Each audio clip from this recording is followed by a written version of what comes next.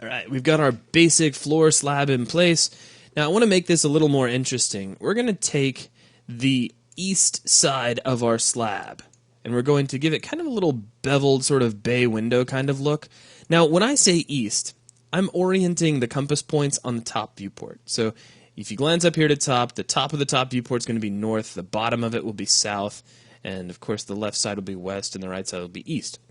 So let's take a look at that. There's going to be a couple of things we need to do. First off, I'm not really a big fan of having a work light that doesn't actually reach every corner of our level, so let's fix that first. I'm going to select my light here in the perspective viewport, and I want to open up its properties because we need to increase this light's radius. You can actually visualize the radius here in the top view as this great big circle. I'm going to press F4 to open up its properties. We're going to expand the light category, expand light component, come down to point light component, and you'll see a property labeled radius. Grab that and just set that up to something like, let's just try 1600.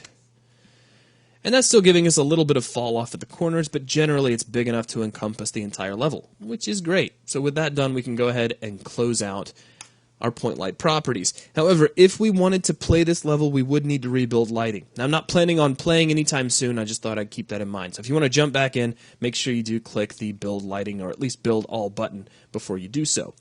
Now, I'm going to take my red builder brush and I'm going to move it completely out of the way. So I'm just going to slide it right off the side with my translation widget, and we're just looking at this additive brush. What I'd like to do is take this side, so this is the east side of our slab, and we're just going to pull it out a little bit and get kind of a nice beveled edge here on the side. This is going to require that we make use of geometry mode. Geometry mode is a special mode that we can put the editor in that allows us to perform modeling operations on BSP brushes. Things like extrusions, moving around points. If you're unfamiliar with the concepts of 3D modeling, it may seem just a tiny bit alien to you at first, but once you see how it works, you're going to find it's really, really easy to do. Now, a couple of things though.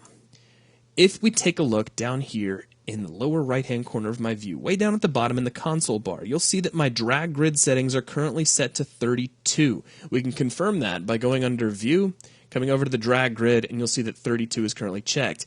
If you want to move things around to the same snapping degree that I am, make sure that you're also using a drag grid of 32, and do not disable your drag grid. Make sure that this checkbox is always on, and a little checkbox down here inside the console bar as well.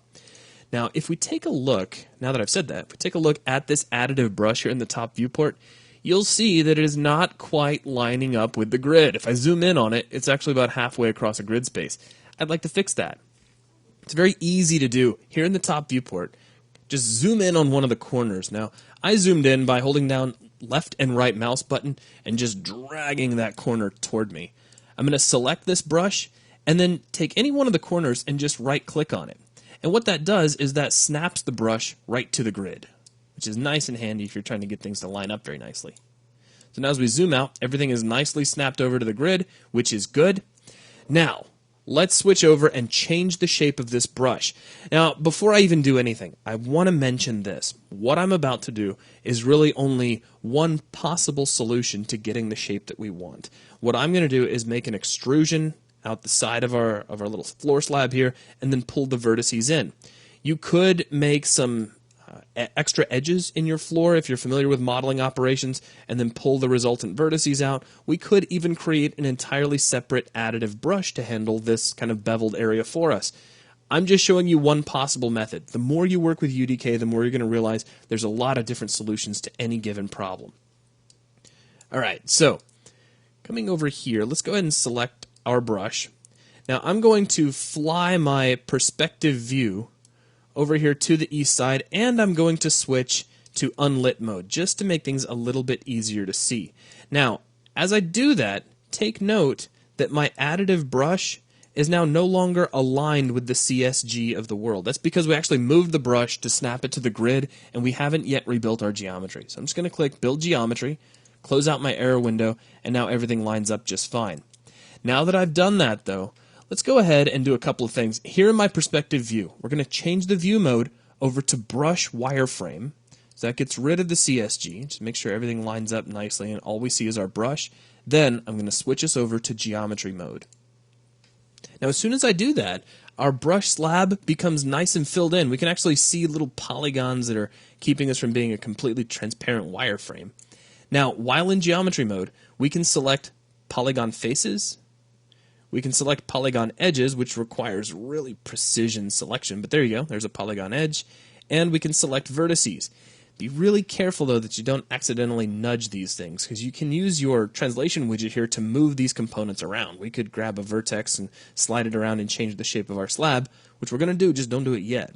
Now I'm going to select this polygon here on the edge of my surface. It would be a good idea to make sure that you do have the east edge or the east face selected, and you can verify that by looking up here in the top viewport, and if you see your translation widget over here on the right hand side, you're right where you want to be. Now I'm going to come over to my geometry tools window, which popped up as soon as we enter geometry mode, and I'm going to click the extrude radio button. Now in extrude mode we have a couple of different things we could do. We could just use the translation widget and that would pull out some more geometry for us, but I'm going to do this by the numbers so it'll be a little bit easier to follow along. Come down to your settings inside Geometry Tools, set your length to 288, leave your segments at 1 and click Apply. So that creates a little tiny extrusion and you can see what we've done if we pull back in perspective. So pretty easy so far. Now, let's take a look at the top view. I just want to focus on the top view for a moment. As a matter of fact, let's take the top view and click the Maximize Viewport button, which is on the far right of the viewport toolbar. And I'll move my Geometry Tools window kind of out of the way. Now, I want to take the vertices of this little extruded area. In fact, let me just deselect so it'll be a little bit easier for everybody to see. We're going to take these two corners and bring them toward each other just so that things line up and look a little bit cleaner.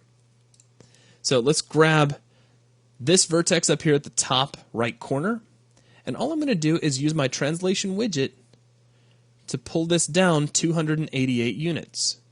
Now, if you take a look at the bottom of your view as you're moving, you can actually see some numbers change to indicate that you've moved it 288 units.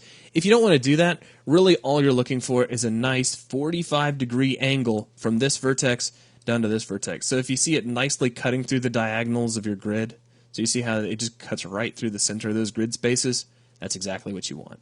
So let's do the same thing here in the opposite direction. I'm going to come down to the lower right-hand corner, and we'll slide this vertex up.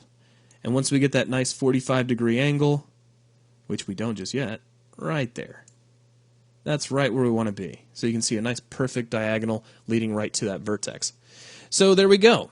We have our little bay window effect. Now, once we have the shape that we're looking for, let's demaximize the viewport, verify in perspective that this is what we want, and it is. Let's get out of geometry mode before we bump something or change the shape again. Now, if I switch back over to lit or unlit mode, you'll see that this change has not been updated in our world geometry. So the next thing we need to do is make sure that we click the Build Geometry button. So let's go ahead and close out our error window, and there we go. We have an entirely new type of surface created very quickly with geometry mode. Now that was really kind of slow hand holding. Once you get the hang of geometry mode, you can create a surface like this in a matter of seconds.